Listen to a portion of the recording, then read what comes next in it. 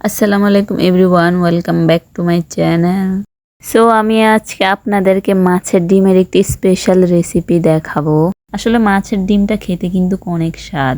আমার কাছে মাছের ডিমটা খেতে একটু বেশি ভালো লাগে। মাছের ডিম কিন্তু কয়েক আইটেমে রান্না করা যায়। আমি আজকে আপনাদেরকে একটি স্পেশাল আইটেমে দেখাবো, আপনারা ভালো করে দেখে নিয়েন। এখন একটি জায়গায় আমি মাছের ডিমগুলো ভালোভাবে ধুয়ে এর সাথে স্বাদ মতো লবণ এবং হলুদের গুঁড়ো অ্যাড করে নিয়েছি, সাথে একটু মরিচের গুঁড়ো অ্যাড করেছি।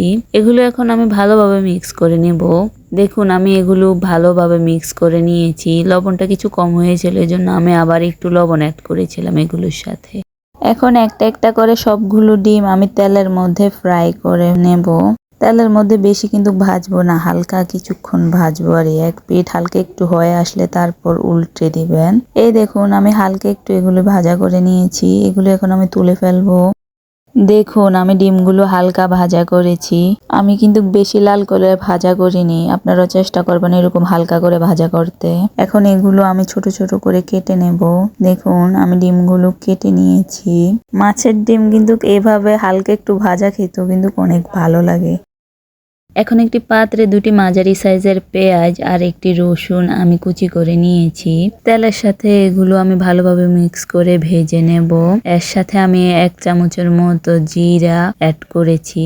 জিরাটা শুরু থেকে দিয়ে দিবেন। জিরা অ্যাড করার পর আমি আবার 1 চামচ আস্ত সরিষা অ্যাড করেছি। আপনারা চাইলে 1/2 চামচের মতো মেথি দানাও ব্যবহার করতে পারেন। মেথি দানা ব্যবহার করলেও ভালো লাগে। মেথি দানাটা দিলে পরবর্তীতে দিবেন। এখন আমি হলুদের গুঁড়ো আর মরিচের গুঁড়ো এগুলোর সাথে অ্যাড করে নিয়েছি। এগুলো অ্যাড করার পর ভালোভাবে মিক্স করে ভেজে এর সাথে আবার আমি কুচি করে রাখা ডিমগুলো অ্যাড করে দিয়েছি। এখন সবগুলো উপকরণ ভালোভাবে মিক্স করে হালকা একটু ভাজবো, বেশি কিন্তু ভাজবো না, না হলে পুড়ে যাবে। ভাজা হয়ে আসলে এর সাথে আমি পরিমাণ মতো পানি অ্যাড করে দেব। পানিগুলো অ্যাড করার পর হালকা একটু নেড়ে চেড়ে ঢাকনা দিয়ে ঢেকে ভালো করে জাল দেব। আমার কাছে একটু ঝাল ভালো লাগে, এই জন্য আমি আবার একটু হালকা একটু মরিচের গুঁড়ো অ্যাড করে নিয়েছি। আপনারা ঝাল যারা কম খান তারা না অ্যাড করলেও পারেন। এখন আমি ডিমের মুখগুলো ভালোভাবে শুকিয়ে নেব।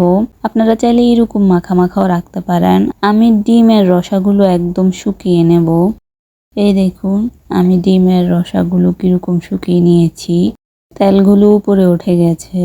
আমি এগুলো এখন নামিয়ে নিয়েছি। দেখুন আমার ডিম ভাজাগুলা রেডি হয়ে গেছে। সো আমার ডিম তরকারি রেডি, আপনারা দেখতে পারছেন। আপনাদের কাছে আমার এই রেসিপিটা কেমন লেগেছে অবশ্যই জানাবেন। আর যারা যারা আমার ভিডিওটি প্রথম দেখছেন তাদের কাছে আমার একটাই রিকোয়েস্ট, প্লিজ আমার ভিডিওটি লাইক, সাবস্ক্রাইব এন্ড শেয়ার করে দিয়েন। আর যারা ফেসবুক থেকে দেখছেন তারা ফলো করে দিয়েন। সো আজকে এই পর্যন্তই। Good bye.